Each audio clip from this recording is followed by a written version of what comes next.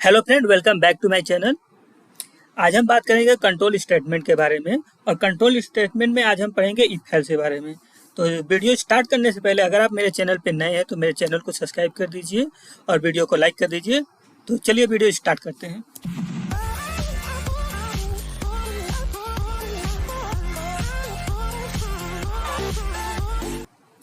First of all, what is control statement?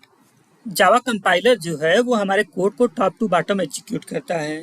तो ये जो फ्लो ऑफ एग्जीक्यूशन है, इसको कंट्रोल करने के लिए जावा ने हमें कुछ स्टेटमेंट दिया है जिसको हम कंट्रोल फ्लो स्टेटमेंट कहते हैं। एग्जांपल के लिए मान लीजिए अगर हमें किसी कोड को बार बार एग्जीक्यूट करना है तो हम लूप स्टेटमेंट का यूज कर लेंगे। अगर हमें कोई डिसीजन मेकिंग स्टेटमेंट रन करना है, जैसे मान लीजिए आप कोई चीज़, अगर कोई एक्सप्रेशन ट्रू हो तब आप कुछ एग्जीक्यूट करना चाहते हैं, नहीं तो कुछ एग्जीक्यूट करना चाहते हैं, मतलब किसी एक्सप्रेशन के बेस पे कुछ एग्जीक्यूट करना चाहते हैं, आप लाइन जंप करना चाहते हैं, तो उसके लिए हम कंट्रोल स्टेटमेंट का यूज करेंगे। कंट्रोल स्टेटमेंट तीन प्रकार के होते हैं। पहला है डिसीजन मेकिंग, जिसमें किसी एक्सप्रेशन के ऊपर हमारा कोड डिपेंड करता है कि अगर वो एक्सप्रेशन ट्रू है तब हमारा वो कोड एग्जीक्यूट होगा, नहीं तो नहीं होगा। जैसे इफ एल्स हुआ, स्विच केस हुआ। दूसरा होता है लूपिंग स्टेटमेंट, हमें किसी कोड को बार बार एग्जीक्यूट करना है तो हम लूप स्टेटमेंट पे जाएंगे, जो कि for, while loop, do while होता है। और तीसरा है जंप स्टेटमेंट। मान लीजिए आपको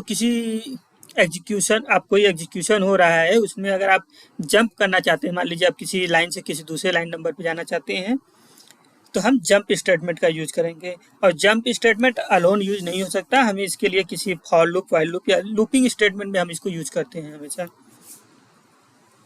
तो आज हम बात करेंगे इफ एल्स के बारे में, और ऐसे करके हम हर एक नए नए वीडियो में हर एक स्टेटमेंट पे बात करेंगे। तो जो हमारा इफ स्टेटमेंट होता है, ये किसी कंडीशन को टेस्ट करने के लिए होता है। तो इसका सिंटैक्स जो होता है वो सिंपल होता है। इफ हम कुछ कंडीशन पास करेंगे या फिर एक्सप्रेशन उसको बोल सकते हैं, वो एक्सप्रेशन हमारा डायरेक्टली और इनडायरेक्टली ट्रू और फॉल्स होना चाहिए, मतलब वो बूलियन रिटर्न करना चाहिए। और उसके अंदर फिर हम कोड लिखेंगे। तो अगर वो कंडीशन हमारा ट्रू है तब वो कोड एग्जीक्यूट होगा। एग्जाम्पल के लिए मैंने एक इफ बनाया है जिसमें एक एक्सप्रेशन है 5 इज ग्रेटर देन 2। तो जब 5 2 से ग्रेटर रहेगा, अगर मान लीजिए ये ट्रू है तब ये ट्रू वाला स्टेटमेंट फिर प्रिंट करेगा, नहीं तो फॉल्स है तो फॉल्स वाला करेगा। और फॉल्स के लिए हम एज ब्लॉक बनाएंगे, ट्रू के लिए वो जो इफ ब्लॉक में जो कोड है वही एग्जीक्यूट होगा। तो जो इफ कंडीशन होता है ये 3-4 टाइप के होते हैं। तो सबसे पहला है कि इफ हमारा अलोन रहे। अलोन का मतलब बस हमारा इफ कंडीशन लिखेंगे, एक्सप्रेशन देंगे, लॉजिक। अगर ट्रू है तो आपका कोड एग्जीक्यूट होगा, नहीं तो नहीं होगा। दूसरा होता है इफ एल्स।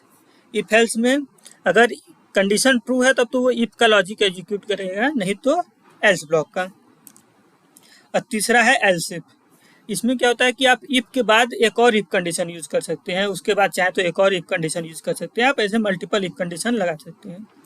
और पांचवा है नेस्टेड। चौथा है नेस्टेड। नेस्टेड का मतलब इफ के अंदर आप इफ यूज कर सकते हैं, ये सारे कॉम्बिनेशन से। आप चाहे तो इफ के अंदर केवल सिंगल इफ यूज करें, या इफ एल्स यूज करें, या इफ एल्स इफ यूज करें। तो आप चलिए इसको प्रोग्राम के थ्रू समझते हैं।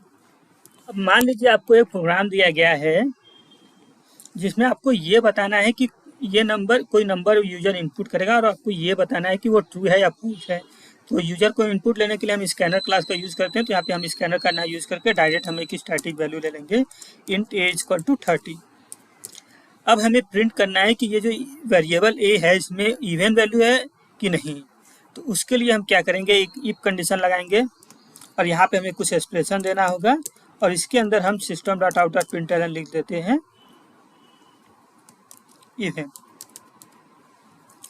तो अब हमें यहाँ पे ये सोचना होगा कि ये जो इफ के अंदर हम एक्सप्रेशन जो पास करेंगे वो क्या होना चाहिए। तो एक, अगर मान लीजिए कोई जनरल वे में अगर कोई पूछे कि किसी नंबर को हम इवन है या नहीं है, ये कैसे फाइंड आउट करेंगे, तो इसका सिंपल सा सोल्यूशन है कि वो नंबर आपका 2 से डिवाइड हो जाना चाहिए। मतलब 2 से अगर हम मॉड्यूलर करेंगे तो रिमाइंडर जो है वो 0 आना चाहिए। तो हम वही लॉजिक अपनाते हैं, 2 को रिमाइंडर फाइंड कर लेते हैं, 2 का रिमाइंडर, अगर ये 0 है तो वो इवन नंबर है। अब हम इसको एग्जीक्यूट करते हैं तो ये यहाँ पे इवन आ गया। ये था केवल सिंगल इफ कंडीशन का। अब मान लीजिए इफ के साथ आपको एल्स भी यूज करना है। जैसे ये कंडीशन इफ, जैसे ये नंबर तो आपका इवन है तो ये इवन प्रिंट कर दिया। मान लीजिए मैं यहाँ पे 31 दे देता हूँ, जो कि आपका ऑड है, तो ये इफ कंडीशन पे आएगा, एक कंडीशन फॉल्स है तो ये कोड एग्जीक्यूट नहीं होगा और फिर आपका यहाँ पे कुछ भी प्रिंट नहीं होगा। अगर मैं इसको रन करूँ तो यहाँ पे कुछ भी नहीं होगा। तो ऐसे केस में अगर आपको इफ और एल्स दोनों का यूज़ करना है, चाहे आपको इवन भी बताना है या फिर ऑड भी बताना है, तब आप क्या करेंगे, एल्स ब्लॉक का यूज़ कर लीजिए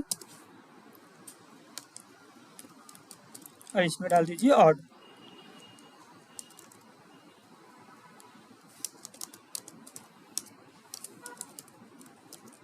ठीक है, अब इसको हम रन करेंगे तो ये बताएगा हमारा ऑड। तो जैसे आपको कोई फाइंड करना है कि कोई ईयर लीप ईयर है या नहीं, तो उसके लिए हम इफ एल्स का यूज़ करेंगे। तो इसी तरह हम करेंगे। अब इसका एक और एग्जांपल हम ले सकते हैं। मान लीजिए ये है, हम एक और वेरिएबल ले लेते हैं इंट b इक्वल टू 35। अब हमें इन दोनों नंबर में से ग्रेटेस्ट नंबर फाइंड करना है। तो उसके लिए हम क्या करेंगे, if a is greater than b। अगर a बड़ा है तो हम यहाँ पे क्या प्रिंट कर देंगे, a इज बिगर, नहीं तो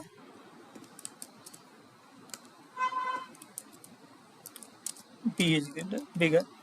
अब इसको हम रन करते हैं तो यहाँ पे बता रहा है b इज बिगर, क्योंकि यहाँ पे b बड़ा है। मान लीजिए मैं a में 40 डाल देता हूँ तो अब बता रहा है a इज बिगर। तो इफ एल्स का हम ऐसे यूज़ करते हैं। मान लीजिए आपको इफ एल्स इफ का यूज़ करना है, तो इसके लिए हम एक काम करते हैं, इसको यहाँ से हटा देते हैं।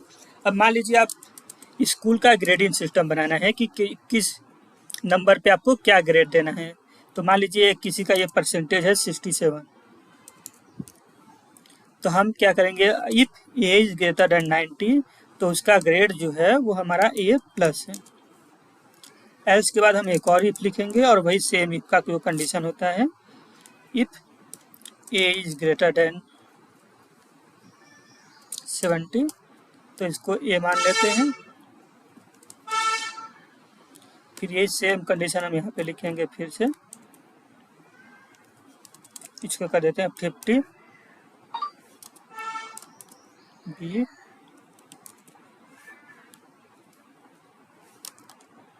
30 सी और लास्ट में एल्स फेल। अब हम इसको अभी रन करें तो ये आपका बी आ रहा है। मान लीजिए मैं यहाँ पे 37 दे देता हूँ तो आपका सी आया। मान लीजिए यहाँ पे मैं 27 दे देता हूँ तो ये फेल लिखा है। तो इस तरह से हम इफ एल्स का यूज करेंगे। अब नेस्टेड इफ कंडीशन का मान लीजिए आपको यूज करना है। अब मान लीजिए आपको एक ऐसा बनाना है जिसमें अगर एज आपका ग्रेटर देन 18 हो तभी आपको उस सिस्टम के अंदर इंटर करना है। तो हम यहाँ पे डाल देंगे एज इज ग्रेटर देन 80, तभी हम इसको अंदर जाना है, नहीं तो यहाँ पे हम लिख देंगे please pass age greater than 80।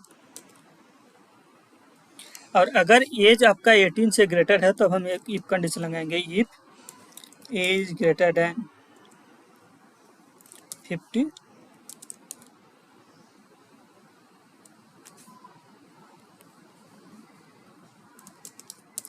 तो हम यहाँ पे प्रिंट कर देंगे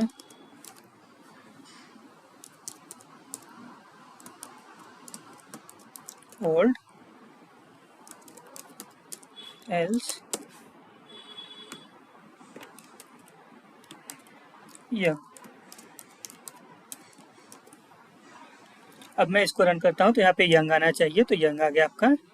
अब मान लीजिए मैं यहाँ पे देता हूँ 57, तो ये आपका ओल्ड आ जाएगा।